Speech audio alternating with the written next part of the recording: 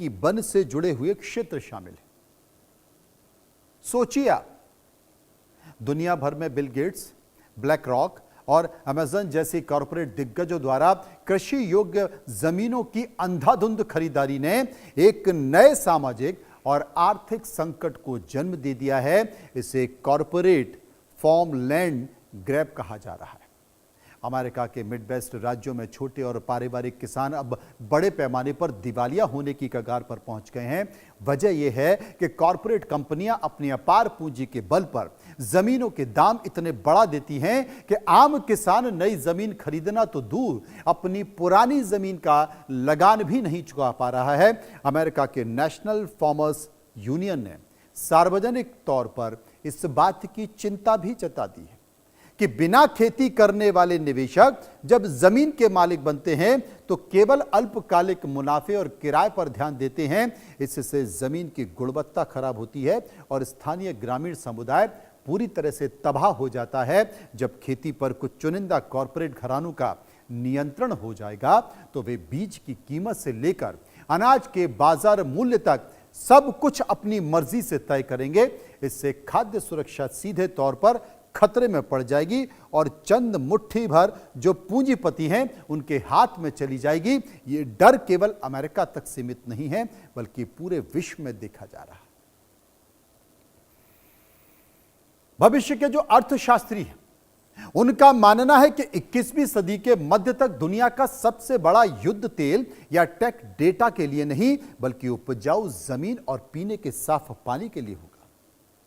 जलवायु परिवर्तन, तेजी से घटता भूजल और बढ़ती आबादी के कारण कृषि योग्य भूमि सोने से भी ज्यादा कीमती हो रही है और यही वजह है कि दुनिया भर के संस्थागत निवेशक और कॉरपोरेट घराने अब शेयर बाजार से पैसा निकालकर जमीन और जल स्रोतों में अनियंत्रित तौर पर कंपनियां खर्च कर रही हैं, पैसा लगा रही हैं।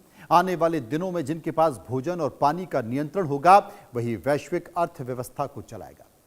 जल ही जीवन है, ये पुरानी कहावत अब 21वीं सदी का सबसे बड़ा कॉरपोरेट मंत्र बन चुकी है। कल स्ट्रीट के बड़े बड़े हेज फंडर और अरबपति निवेशक अब पानी को ब्लू गोल्ड या फिर नया तेल कह रहे हैं। दुनिया भर में स्वच्छ पानी की घटती आपूर्ति और बढ़ती मांग को देखते हुए निजी कंपनियां पानी के अधिकार, डेसलिनेशन प्लांट्स यानी कि समुद्र पानी को मीठा बनाने वाले प्लांट्स और जल बुनियादी ढांचे में अरबों डॉलर निवेश कर रहे हैं, खर्च कर रहे हैं।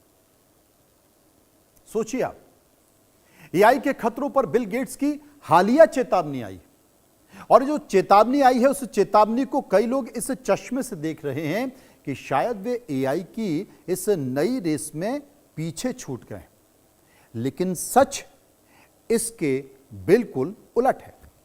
माइक्रोसॉफ्ट ने एआई क्रांति की अगुआ कंपनी ओपन एआई में 1.14 लाख करोड़ रुपए यानी कि 13 अरब डॉलर से अधिक का भारी भरकम निवेश कर रखा है। माइक्रोसॉफ्ट के पास ओपन एआई के प्रॉफिट आर्म की जो हिस्सेदारी है वो करीब करीब 49% है और उसने अपने सर्च इंजन बिंग और को पायलट में एआई को पूरी तरह से एकीकृत कर दिया है। उनकी चिंता के पीछे असली कारण एआई का पक्ष है जिसे सिलिकॉन वैली की कंपनियां अक्सर छुपाती रहती हैं। गेट्स का मानना है कि एआई केवल एक तकनीकी उपकरण नहीं है बल्कि यह इंसानी बौद्धिक क्षमता की जगह ले रहा है। पिछली औद्योगिक क्रांतियों में जब मशीनें आई तो उन्होंने शारीरिक श्रम की जगह ली और इंसानों को नए ऑफिस जॉब्स मिले, लेकिन एआई सीधे सोचने समझने वाले वाइट कॉलर जॉब्स पर हमला कर रहा है और इसलिए यह चेतावनी बिल गेट्स ने दी है।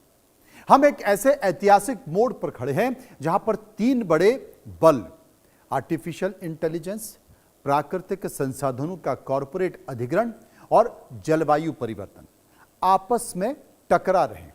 साल 2030 तक दुनिया की जो आर्थिक संरचना है वो पूरी तरह से बदलने वाली है।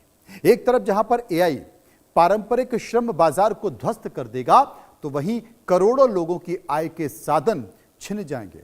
वहीं दूसरी तरफ भोजन और पानी जैसे बुनियादी संसाधनों की कीमतें आसमान छू रही होंगी।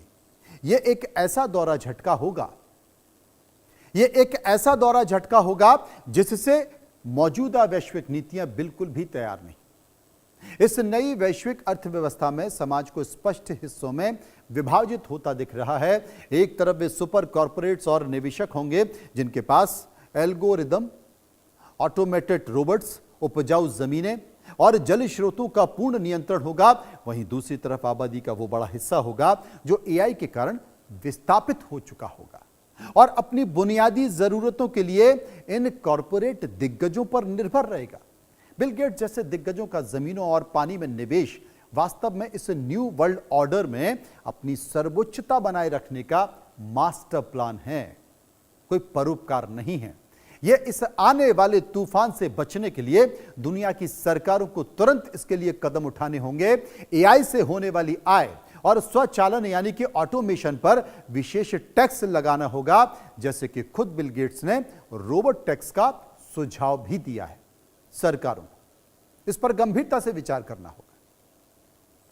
तमाम जो विश्व प्रसिद्ध परोपकारी होने के बावजूद बिल गेट्स का नाम कई बड़े और अंतरराष्ट्रीय विवादों से भी जुड़ा रहा है।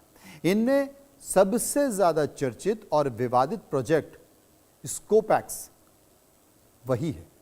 यह हार्वर्ड यूनिवर्सिटी के वैज्ञानिकों का एक जियो इंजीनियरिंग प्रोजेक्ट था जिसे बिल गेट्स ने आर्थिक मदद दी थी।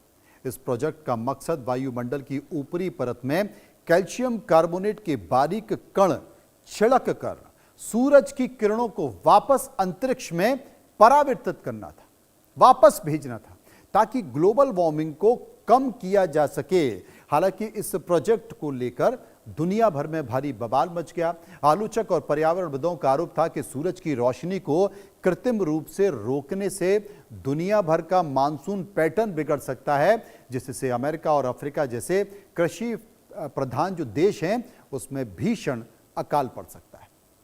स्वीडन में जब इसके शुरुआती परीक्षण की योजना बनाई गई तो स्थानीय स्वदेशी आबादी और वैज्ञानिकों के भारी विरोध के कारण इस प्रोजेक्ट को रोक देना पड़ा।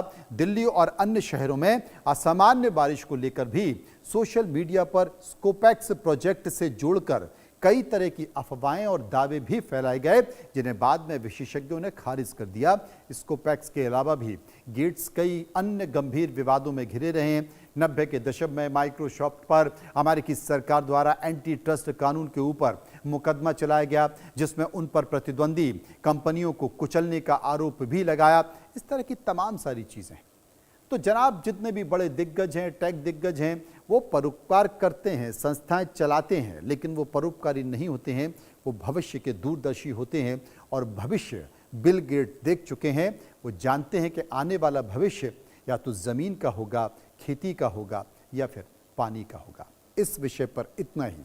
अब बात करेंगे कैंसर को लेकर एक नई उम्मीद की।